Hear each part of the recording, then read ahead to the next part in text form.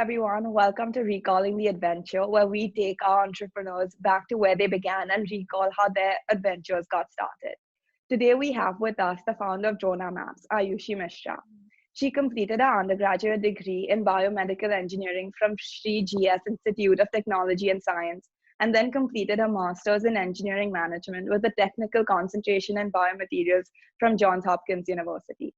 She has worked as a consultant and co-founded another venture called Marigold Health before launching DronaMaps. So I'm just gonna give a small introduction to DronaMaps, but feel free to add on to this. But Sure. DronaMaps is an enterprise platform to help drone users extract analytics from imagery captured through drones. The startup operates an AI-powered platform that creates and analyzes 3D maps to develop cities, villages, and neighborhoods with pipeline planning, precision agriculture, and food mitigation, amongst others. Actually, before you explain that further, give us a better understanding, I wanted to start by asking you to describe your company in 3 words. In 3 words, it's a command and control center, which is just powered by drones. Okay, so yeah, that's an overview. But yeah, could you please go into more detail in, I guess, on like explaining what your company does in like layman's terms? Just imagine like a digital twin of an entire city that is created with entirely commodity drones. And this 3D map essentially only acts like this is 1 to 3 centimeter per pixel kind of accuracy we are looking at. In comparison, your typical consumer satellite map is having like 1 meter accuracy. So it's almost 100x improvement on accuracy, and the fact that you can deploy pretty much any time. So there is a lot of flexibility that it gives authorities or any decision maker who's trying to get a hang of what their real estate looks like. And at the end of it, of course, like, what happens on top of that map is another layer altogether. So I'll get into the process of creating the map, but like essentially what happens is you're trying to track infrastructure, physical assets, plot boundaries, houses, where your schools are, so on and so forth, and extracting all of this, mining all of this information to be able to manage your resources well. To just give an example, like for instance, for COVID-19, we were the command and control center for almost 7 states in India. And that involved like, predicting the kind of healthcare infrastructure that would be required based on the spatial and epidemiological like trends that we were seeing in the spread of the disease. So exactly this is like district hospital, how many PPE kits would they need, so on and so forth. So that's like the second level analytics. And if we go back and take a step back and like just talk about how these 3D maps are made, algorithmically, the process is actually very similar to how satellites have operated for a long time. Like it's basically swords. But a drone flies in a particular pattern. It captures imagery with certain overlaps on the side and on the front, and you sort of create a large sheet out of it. Like this is a large textured 3D sheet. Now imagine like if you were trying to place the silk sheet on top of a table, it won't stay still, right? So you'll need some places where the exact lat long, and it depends on the type of the drone flown and the kind of like ground control points is what we call it, like to make sure these maps are like like survey grade accurate. And then of course like a layer of deep learning is done to extract analytics from it, because otherwise you only end up with like a gigantic image. So yeah, I mean, then 14 geospatial features which are used for generally sustainable development planning. Yeah, no, that's really interesting to know, and it's so different, but at the same time, it like drones are very in at this point in terms of everyone knows what it is, but using it in a different way is like interesting to see. So Yeah, yeah, it's definitely, super. yeah. My next question is, you've worked like around the world. I've seen that you are from India. You've worked in Panama, Baltimore. Is there anything specific you've learned from each space and that's helped you in your entrepreneurial journey? I think every place kind of like, you sort of absorb the flavor of every place wherever you go. And in a sense, like the fact that I grew up in India meant that I knew the context. The fact that I was always a misfit in some way or another, like in an engineering context in India, meant that I found home in many ways, like at Hopkins. So like Hopkins for me was the place where like, I wouldn't say transformation because that's like a very overused word, which glamorizes the whole process. It's not cocoon butterfly kind of thing, but it's just that some places like just have this uh, quirky ability, like to be like, okay, if you're a porcupine, I'm okay with the spikes. Like I think it's just that. And of course, like my first startup started there, which is part of what we experimented with. I think the one thing that has kind of been consistent across all three places has been that I've always used technology as a way of improving the human condition. Like I believe that without that, like I couldn't really have founded like a company or optimized advertisements, for instance, using AI. Like that's just not fun.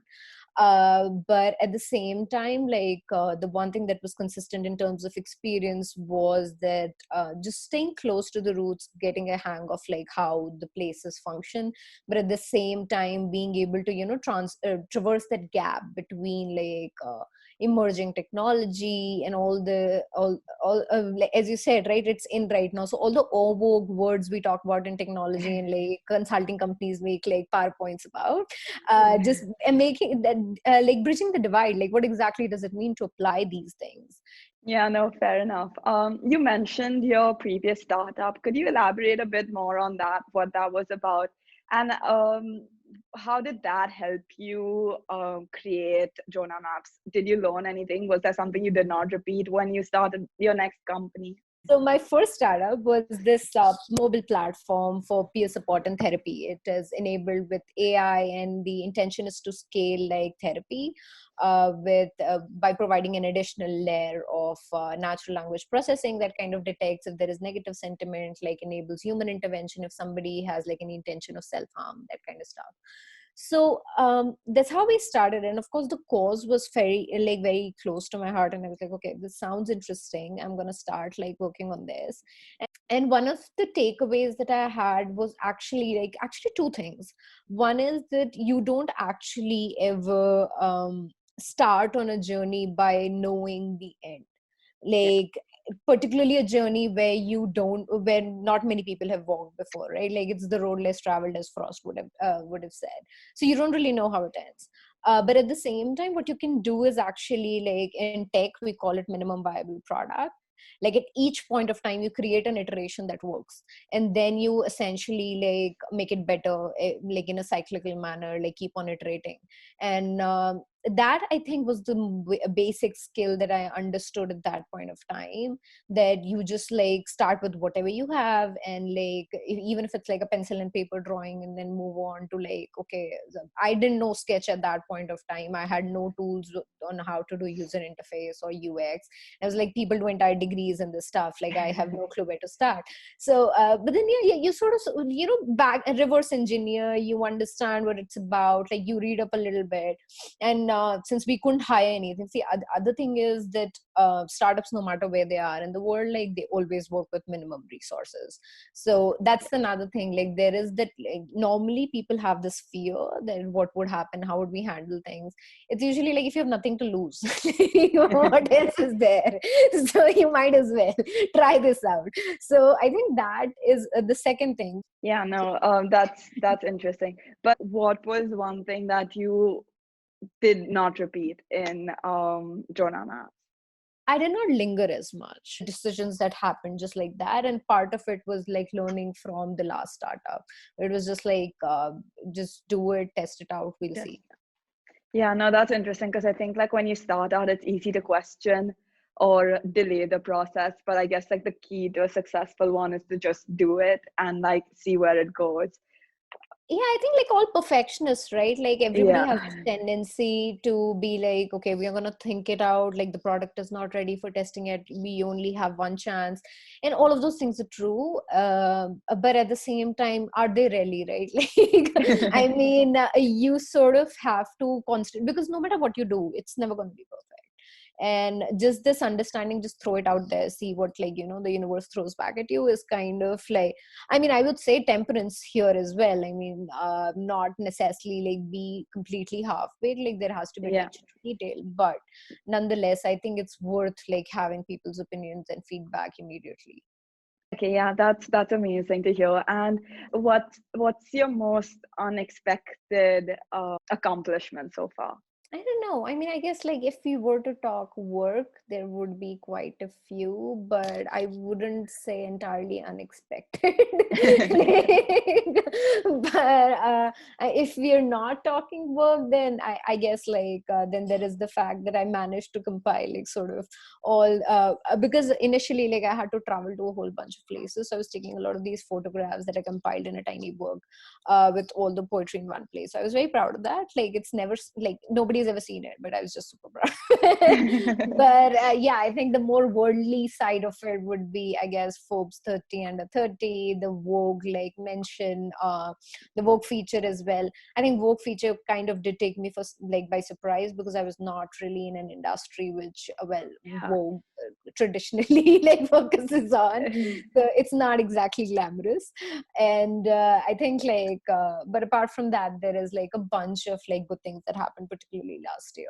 So Economic Times Innovation Award AI, which was interesting because Steve Wozniak was present in that like ceremony as well. So yeah, I think it's just like heartening to be like, okay, in the same room as Steve Wozniak while watching. But Yeah. Yeah, no, I mean, Forbes 30 under 30 is amazing, but even like Vogue, that, yeah, as you mentioned, it's a completely different industry, and to be included in that's pretty cool, I would say. I No, think that yeah, was so one thing that really had my family be like, okay, she's not entirely wasting her time. so you got the approval then. Yeah, I mean, it took Vogue, but You know. I'll take what I get. But yeah, no, as I was like reading up on DronaMaps, and since your launch in 2016, it has mapped 600 square kilometers across 6 states in India. You've worked with governments, universities, companies that include Reliance Industries, SAP. You've worked for John Hopkins University. It has also been awarded the most innovative solution for geospatial, most innovative startup. So, how do you feel about all of this? Like all these moments when you hear about such accomplishments, is it like a sense of just that, oh, like I've achieved this? Or is it like motivation to do better? Like, okay, I'm going to continue to achieve more and more. This is just the beginning. I think the latter, like, because I probably am like, I used to call it like a very binary function that way. I'm either content or discontent. And then contentment doesn't last very long. Like, for me, it's just like, okay, this happened. This seems good. I'll just digest it for today. And then, okay, what else is there now? So, like, I think I am that kind of person who can't really, like, actually, and also, I mean, it may have a lot to do with imposter syndrome, I don't know, but Oh my God. like you also discount like a lot of the good stuff that happened. This happened because ABC were there, and like the narrative lines up, a lot of those things are there, and I would like essentially quite in a very non-corporate like manner would answer that question if I were like off the record. But like in reality, it's just that it's good, it's great to be recognized for the work that you do in a very tiny niche industry which has the potential to blow up. And honestly, like I think people have been waiting for it to expand and like make like an impact for a while now. It's almost 10 years. And I think my takeaway from all this usually is that you're doing something good. Like there is some value that you're creating in the system for being able to not just be recognized, but also like there has to be there is a threshold where like the story, the glamour of it and the reality of it should align. And like usually these validations essentially usually add to only the glamour part, but it's nice when both those things are aligned, like together, and then you genuinely feel that okay, you have actually created some value within that system. Yeah. And I think that's usually the goal. Yeah, no, that's important. I agree with you. 'Cause, like, yeah, for me, if I was in your position, I would also be motivated to do more, just so that I guess like the recognition helps me satisfy like the imposter syndrome to a certain extent. I would be like, okay, fine, like you're doing Oh, it something. doesn't. That's Trust me, it oh, doesn't. okay. Okay, so From the then I other guess. side, no, it doesn't. But I think what it does is it actually makes you like look back and think and reflect on a lot about, and because you mentioned like a women in STEM also, I think it makes you look back and think a lot about all these people and things that you glorify. Like, you know, it's always like light in the end of the tunnel kind of thing. And once you look back, it's a more messy story than it ever was. It's just that the good things happened on the pathway because you were connecting the dots, right? As Steve Jobs would have put it. And one of my friends says this very like strange thing, that I'm ambitious and unambitious at the same time. Like I usually prepare for the worst case while like I'm eyeing the best possible. So like it's I think it's a balancing act that you sort of work out, and everybody has their own journey on it.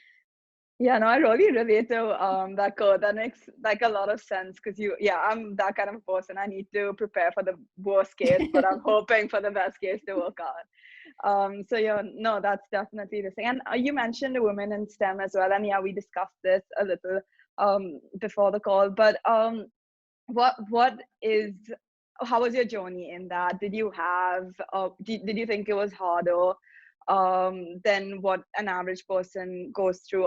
Hmm. Okay, so I think I usually like don't consider myself to be in the best position to comment on this because I've been very privileged in many ways. Like socioeconomically, I've had the best, most elite education possible. I had like in both my startups, like my first startup was three men and me, and friends who were willing to support. And so to a large extent, of course, like I've been fortunate that way. Yeah. At the same time, like, you know, has it been harder? I think there are small things sometimes, like when you're dealing with clients, like they'd be like looking at the guy in the room to be like, okay, tell me, is she right? Tell me for sure, is she saying the right thing? But at the same time, I think that goes away over time. Okay. Not perpetually, like it's just something that you sort of make a space for yourself. Because like somebody doing like their own startup has things hard. Yes, it's harder to raise as a woman, it's harder to like find co-founders, it's harder to actually have people in technology work for you if you weren't from a technology background for yourself. All of those things are true. I guess like the only way, but I have heard stories of women who have like just gone ahead and done it and like are running like companies all by themselves. And I think the trick there is again, like, you know, just you go ahead and do it and you find your own leadership style, because the male model of leadership doesn't always work and Yeah. translate well for all women. It does come up, but I think that has more to do with the fact that you have no contextual knowledge. Like, for instance, like recently with floods, like I have a team deployed there, and I was just like, oh, I want to go as well. And they're like, no, no, no women. So Oh God. that has happened with deployments in Kashmir as well. So I guess like it's but then I mean I also understand, I mean theoretically understand the constraint that they're like, we are not like equipped to like house women, like take care of their security, like that's essentially what they say. But I guess like I think that change would come slowly. People slowly get used to it, I suppose. I mean, I guess it's about time they do get used to it, so it should Yeah, be. it's like a boiling a frog, I believe. Like, you know, like once you're exposing them, like like to one kind of individual again and again. Like I'm sure they have a stereotype, but that stereotype actually like extends way beyond gender, right? Like for Yeah. instance, even as a female, you're supposed to dress a certain way, you're supposed to talk a certain way, and that applies to men as well. I think there are some interesting things that happen because you're breaking those stereotypes. Like for instance, I can get away with a lot of aggression, which my male counterparts won't, because I'll just laugh and say it, and they'll just be like, "Oh, we have no idea how to deal with like a younger female saying that," like, Yeah. and can't really throw you out of the room as well. Because I mean, they don't really have like a muscle memory or a response that they've like like, Yeah. you know, in their heads, like logged in their heads to be able to like come up with a response to that. So I think that sometimes does act in your favor. So Yeah, no, it's great listening to how you're taking advantage of the whole thing. No, yeah, I mean, it that's could go either way is all I'm saying, and yeah. everybody like essentially has to find their own, like, you know, way of dealing with it. I have met technical co-founders like there is this female who started her own company, and she is actually the CTO, who has to introduce herself as like a sales rep, because she works in hospitality industry where she is expected to conform to a certain, like women in general are expected to conform to a certain idea, so So they don't she even changed expect it. her. Yeah, so she has like 2 different business cards. And so Oh God. I know. I was just like very surprised. Like, why bother? Like, Yeah. Oh my God. so, Yeah. but I think so that has happened, and I think like basically because we have sort of internalized the system, right? Yeah. Like you think of it as almost like a given that, for instance, the first construction site or infrastructure site that I have been on is Polavaram Dam. It's the large is to be the largest dam in Asia, and I think there was a moment where one of my co-founders was just like, "Okay, Ayushi," and he was just sitting in the car for 5 straight minutes and just like looking around, and this was like a live feed meant for the president of India, and just like, "You're probably the only woman here," and I was like, "I'm probably the only woman in the like 5 square kilometer area," and that has been the case for almost like 15 days or maybe a month now. You just noticed. Oh So but then God. I think the thing is, you sort of get used to it, and in a way it's true that you have to optimize differently, because as much as I wish the things were different and everything was a gender neutral experiment, it's not. Yeah. I've had teammates who have been like, "Oh, whatever you are saying that like doesn't make sense at all," but then you have to go back with ammunition, like fight back. Like for instance, I was like super conflict averse. I still am. Like I found my ways around it. So like I write like super long emails, or like just like have a lot of data like backing me like at each point. The other side of the story is like I usually have like a lot of older men, like because I mean of course like a lot of clients, even like academics that we work with, are people of another generation, right? And there is a lot of support from them, because I think and that's just my theory, because I think like a lot of it comes from the fact that they recognize that these opportunities were not there for sometimes for their own wives, like their own daughters, but like it's possibly now there for their nieces and like, you know, their granddaughters. And I think like they're just like, okay, so if this is what it takes to foster that innovation and like have that spirit going, we'll support you, and in the most good-hearted way possible. Yeah, no, that's good to hear. That there is, yeah, a sense of change, and yeah, I definitely think it's about time that there is some sort of gender neutral stage where everything is, but at least close to equal, or understanding that um the change that needs to be done. That's, I guess, important. No, But I think you have to just be free to make your own choices. Even if you want to stay at home, like that yeah, should be a choice, yeah. And that applies to both genders. yeah, yeah, I agree. Since you've been so invested in the industry, and drones in general, what do you think is the future, and how do you think DronaMaps is going to play a role in like the transformation of like urban development in India? So I think where we fit, and how I envision this is the next generation of of like this entire technology would basically involve like large enterprises, governments owning their own drones just the way they own their own cars, and having the pilots trained, and essentially like using this data on demand for like different requirements that they may have. And this can extend, of course, like across like different verticals. So it can of course be like mining as a specific use case, oil and gas as a specific use case, and the stack that is required, the product that is required to serve each case looks different. But and which is what you're essentially noticing in the drone industry in general now, that there are like very specialized products that are coming into the market as well. But yeah, at the end of the day, the way I envision it is like, of course, like in the longer run they would have their own equipment, and like what they would require is like pretty much a SaaS platform, which not just a SaaS platform. It could like right now we are seeing a lot of on-prem deployments because of the strategic nature of the data. So the way we envision ourselves is like giving the most, being drone like or hardware agnostic, giving the most robust survey grade mapping like possible with the technology, and also integrating with a lot of the project management side that is happening.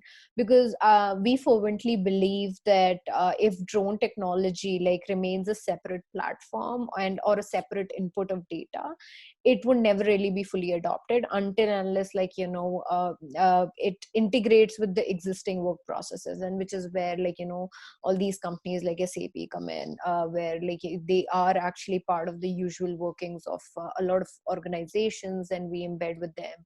Similarly with ESRI, which is like the geospatial data backbone for a lot of like huge organizations.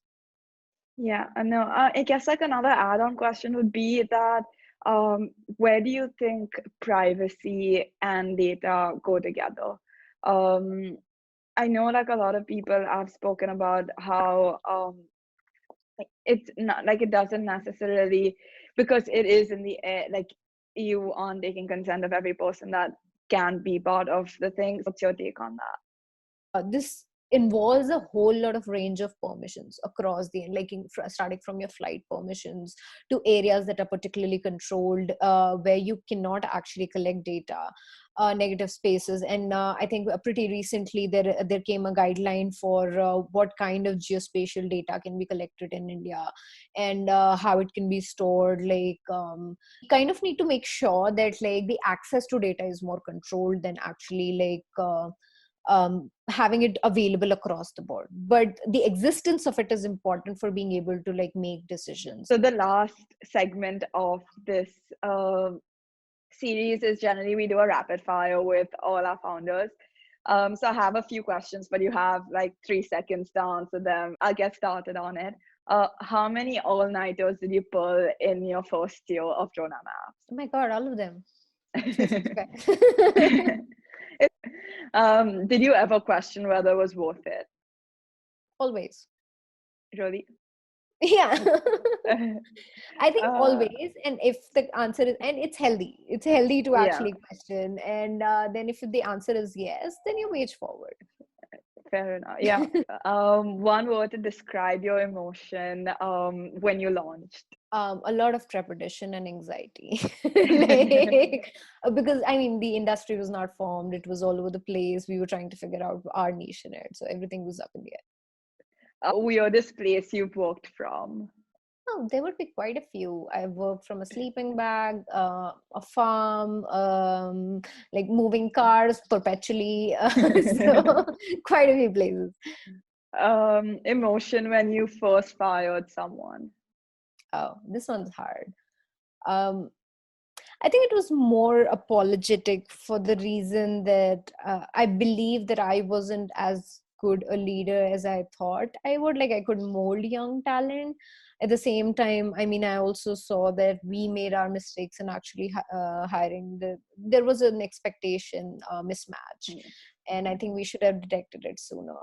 But also I think like I realized that I'd probably like one fine day fired more people than I had ever given interviews. And I think at that point of time it really sunk in that the kind of responsibility you're dealing with.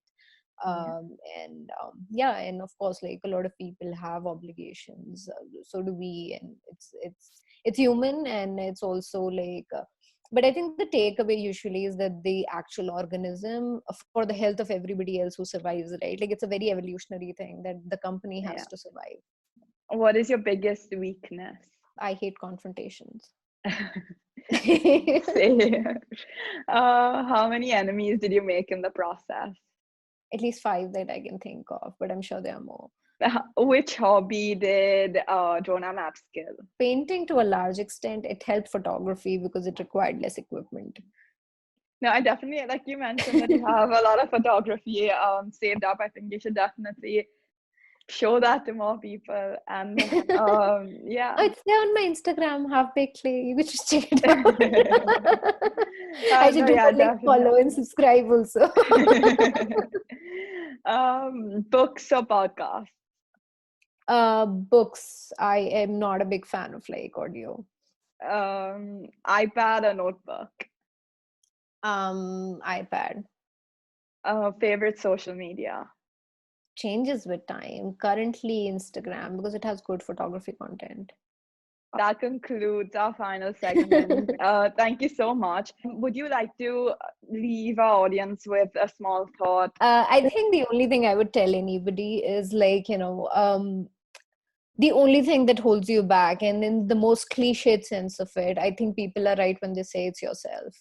And like if your brain is constantly telling you that this is not possible, you're not the one supposed to do it, just do it. Like don't listen to, essentially separate yourself from the process or from the Okay. situation. And that I think is one thing that has really helped me. Thank you so much once again for being part of ReCalling the Adventure. We really appreciate it, and it has been a wonderful time speaking with you. No, it was a pleasure. Thank you so much for having me on board.